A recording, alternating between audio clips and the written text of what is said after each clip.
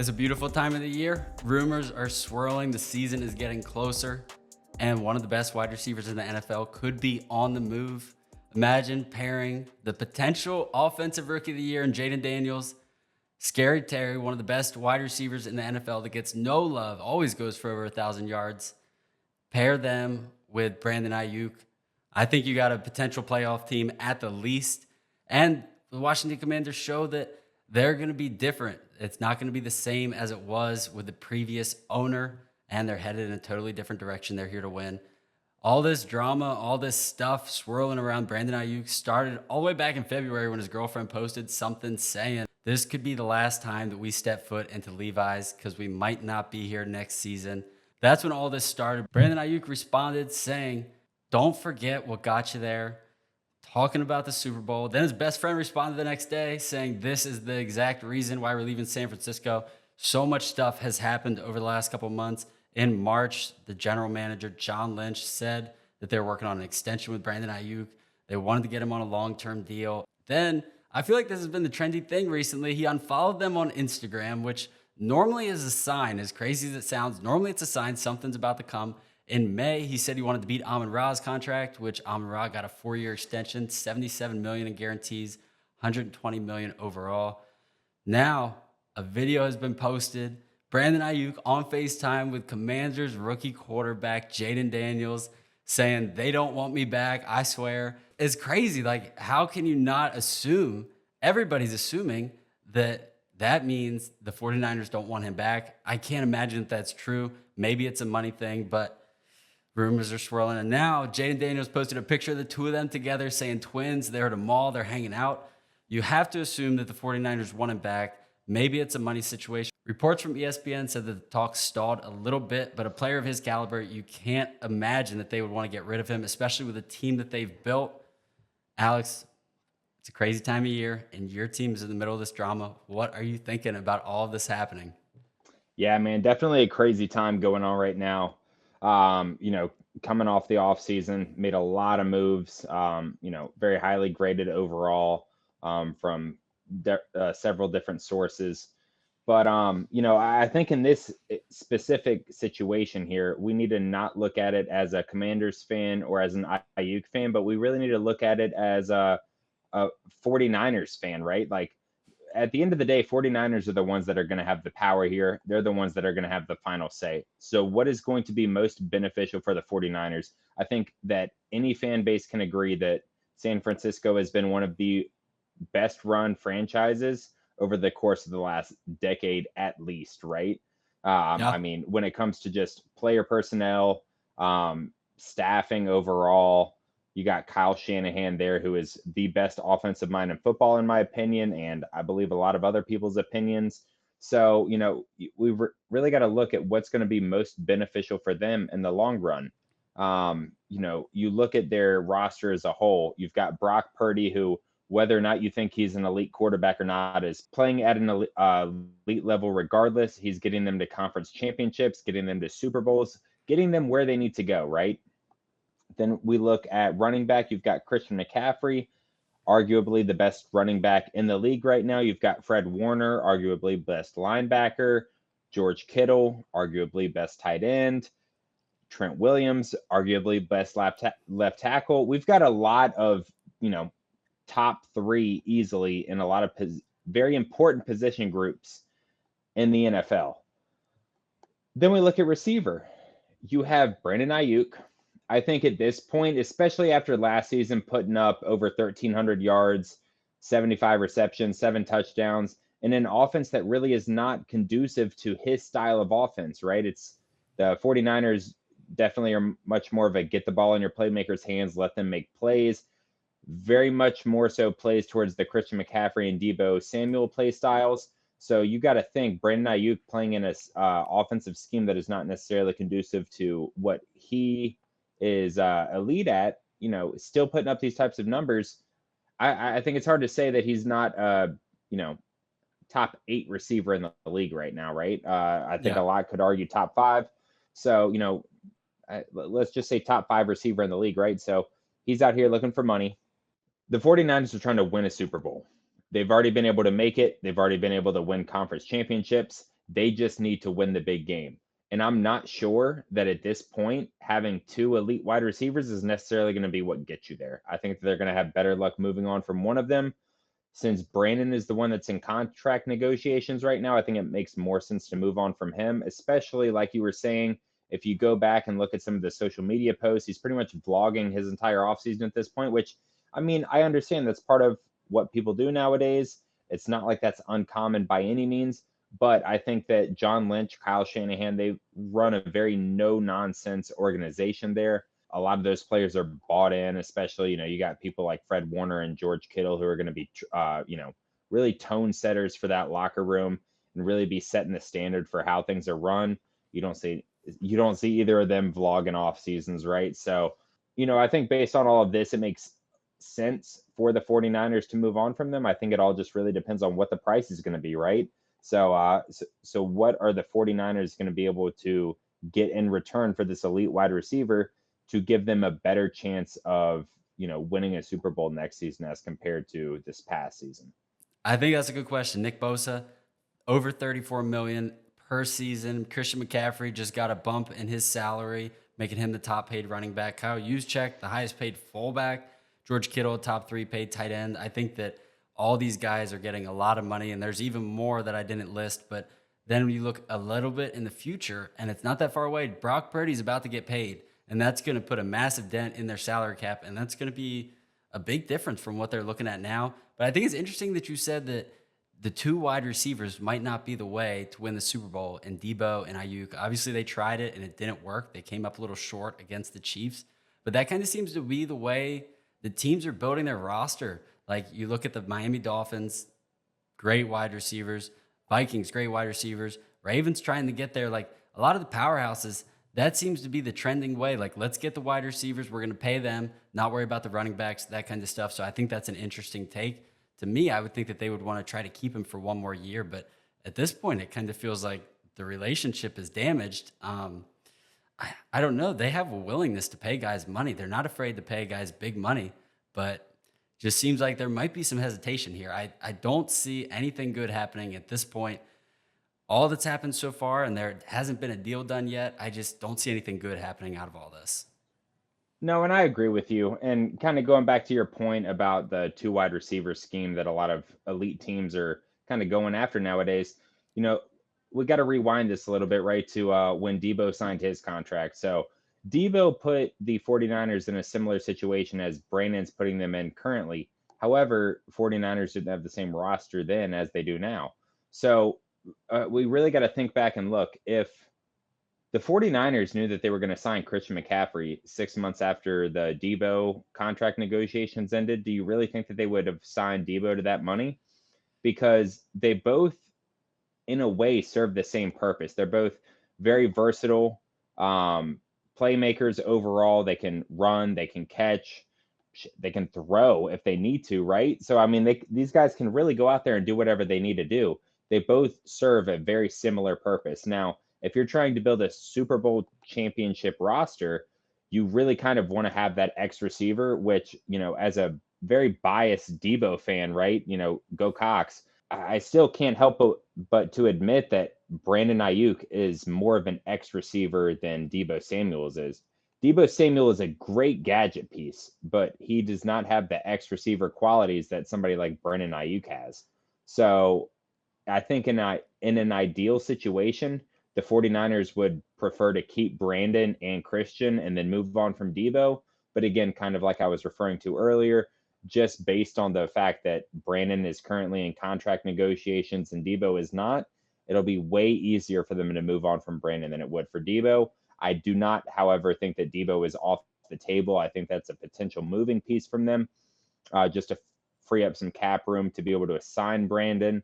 But I think that's going to be a much more complicated and messier process than just moving on from Brandon. So we'll have to see what John Lynch and the 49ers decide to do going forward. All right, well, let's talk about it then. If they do get rid of Brandon Aiyuk right now, I think every team in the NFL would be like, all right, let's take Brandon Aiyuk. I want him.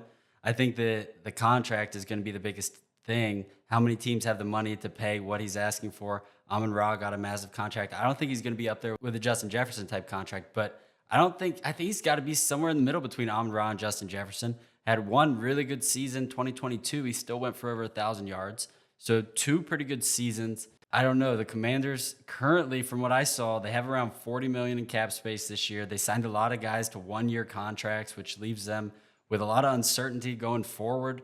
New head coach in there. I mean, I don't know if there's a better way to cement the future than drafting a quarterback in the first round with the potential that Jayden Daniels has. Terry still has 2 years left on his deal, and then why not add Brandon Aiyuk to this? Your future looks fantastic. I mean, this is what anybody would dream of. Like, I would love this. I mean, is this going to happen? I mean, it has to, right? I would like to think that it would happen. I do have some hesitations, though. I think that Adam Peters, so far in his tenure as being in charge of the Commanders, he has really shown that he is very understanding that this is going to be a multiple year process. It's not going to be an overnight turnaround. So he's been very patient. I think you can see that demonstrated very well over the course of what he did during the offseason, right? He signed a lot of great role player pieces, very, very few large contracts, right? Very short term contracts for majority of the players, no like $100+ million deals being signed. And we still have one of the largest cap rooms, I believe, in the NFL after all those players being signed. So, a part of me says, okay, maybe that was saving room for a piece like this. But another part of me is saying, hey, we're just continuing to save up for the future. If you look at our wide receiver room, I think we're maybe about average. I believe that, I don't know if it was PFF or ESPN, had us ranked as like 20 or 22nd in the NFL, especially compared to some of the divisional rivals, which is obviously going to be a big deal. You've got the Eagles with A.J. Brown and Devonta Smith. That's going to be like a top 5 receiving core right there. Then we also have the Giants, who are pretty trash. And then you have the Cowboys with CeeDee Lamb and Brandon Cooks. So, I would say 2 elite receiving groups in the division. With that being said, we do have Scary Terry, like you referenced at the beginning of the episode. 4 straight seasons with 1,000+ yards. One of the most underrated receivers in the NFL right now. So good. So good. I mean, this is going to be our 8th starting quarterback in 8 seasons, right? So a part of me would like to see, hey, how great can Terry truly be with a number 1 quarterback that's actually going to be here for a while? On top of that, you also have Jahan Dotson going into, I believe, his 3rd season now. His first 2 seasons, he had over 500 receiving yards in both. He's a great slot piece. So, adding Brandon Aiyuk, you got 2 pretty much X outside receivers, and then Jahan Dotson as a slot. I mean, you've got a great receiving group right there. I mean, I think that instantly shoots us into, top 10 easily, if not, top 6, top 5, somewhere around there. I mean, would immediately make us an elite receiving group, but is it worth the money when we have still holes at DB? Obviously still holes on the offensive line as well. There are still several positions that we need to address. A lot of contracts that are either going to be signed or re-signed after this next season, because a lot of these short contracts that that were created over the offseason. So, we're really going to have to see how this goes. Are we willing to throw all of our money into this right now, or are we going to continue to be patient? That is going to be entirely up to Adam Peters.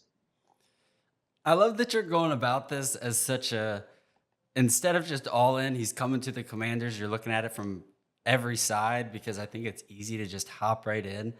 For me, I just want to be like, this is fantastic. Bring him on. I mean, the number 2 graded PFF receiver last year, he was so good. I mean, he was a highlight of that offense that was filled with studs.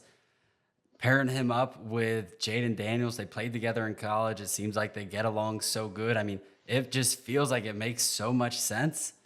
I think that that's one of the things I wish the Ravens did with Lamar, is get him more weapons early on. They waited, and then they had to pay him a lot of money. And then they get in that situation where they don't have as much money because Lamar takes up such a big percentage of the salary cap. So why not put these great pieces around him now and help him out even more? We thought that he's going to have a great rookie season, and that's with the guys that you listed: Scary Terry, Jahan Dotson, Austin Eckler. But to add a guy like Brandon Aiyuk, I mean, would just be absolutely insane. It would be a lock for offensive rookie of the year. this group would be right up there with the group that Caleb's thrown to, truthfully. A big question for me would be, what is it going to take to get him? Obviously, it's going to be a lot of money from whatever team he gets traded to. In this case, we're hoping it's the Commanders. The Chiefs traded L'Jarius Sneed this offseason for a third-round pick. They swapped sevenths. It seemed like nothing for a guy that caliber, one of the best players on the Chiefs defense. I mean, it feels like a guy like Brandon Aiyuk should easily go for 1 first-round pick, 2 first-round picks, a first and a second. But it seems like something like this could turn into a second-round pick and swap fourth-round picks, or like something really small for a guy of Brandon Aiyuk's talent. Yeah, no, I'm kind of on the same page with you on that. I think a second, third, maybe a fourth for a seventh or something like that. I think for somebody of his caliber, I think it's going to take a couple draft picks, definitely a second and a third if it's not going to be a first and then a later pick swap. Um, I would say from the Commanders, off the top of my head, I'm not exactly sure of what draft picks we have in the next couple years, but I would say, next draft a second and a third, and then maybe a fourth for a fifth, something like that. I think that's a reasonable offer where the 49ers, who have historically been drafting, overall really well, would be able to benefit from that trade. And the Commanders as well, would obviously be able to benefit from just having a very proven wide receiver who every single year of his career has improved, at least based on the stats. So, plugging him in an offense where he seemingly really wants to be there, right? Yeah. I mean, he's got one of his really good friends at quarterback, college teammates at ASU. They're hanging out during the offseason talking about twins and everything. So like, I don't really know where else he would rather be. I don't know how much clear the writing on the wall could be, but Brandon Aiyuk, I believe, really wants to be a Commander. It's just going to be up to John Lynch and Adam Peters to be able to work something out, because I would love to have him on the team. I think he is an elite receiver. Him and Scary Terry would be a nasty duo. So I'd love to see it, but let's see if it actually comes to fruition or not. Yeah, for a guy coming in that you're gonna have to give up draft picks for and pay 120 million plus, you It's want a him to get lot. It's a along. big You want him ask. to be there. It seems obvious that he wants to be there from him hanging out with Jayden Daniels, which I think is awesome. I didn't even know that they played on the same college team for a year. So the connection just seems to make so much sense. I think that'd be so much fun. I think that'd be awesome.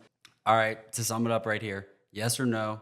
Is Brandon Aiyuk going to be traded? If you say yes, give me the years, give me the guarantees, give me the money, and where he's going, obviously. I'm gonna say yes. Let's just have a fun hypothetical here, right? So I'm gonna say yes. He gets traded to the Commanders for a second, third, and then a fifth round pick swap. Okay. All right. Okay. Contract, let's do 4 years. So he's paired up with Jayden Daniels for the first 4 years. So we're gonna ignore the fifth year option right now. So just for the first 4 years, we're gonna go 130 million with 80 Okay. million guaranteed. That way he's just beating out Amon Ra like he was talking about. And then I think that is pretty much top of the pay range for what the Commanders would be willing to spend, or at least what I would hope that the Commanders would be willing to spend. Anything more than that, I'm going to get a little unsure. So I'll stick with that. All right. I agree. I say yes, he gets traded. I think he goes to the Commanders. It makes so much sense. It has to happen. We're going to manifest it right here. I think 3 years, 100 million with 85 guaranteed. That puts him just above Amon Ra. Amon Ra getting 30 million a year. He'll be about 33 with a little bit more in guarantees. This has to happen. That would be fantastic. Maybe this will be the thing that makes you buy a Washington Commanders jersey. Maybe. I don't know. That might be a stretch, but yeah, maybe. All right. Well, let us know down below what you guys think. If you guys think Brandon Aiyuk is going to be traded, let us know where you think he's going to go. If you think there's a better fit than the Commanders, let us know down below. Subscribe for more NFL updates. We're getting close to the season. It's almost here. Thank you guys for watching another episode of the Sofa Sports Podcast. Until next time.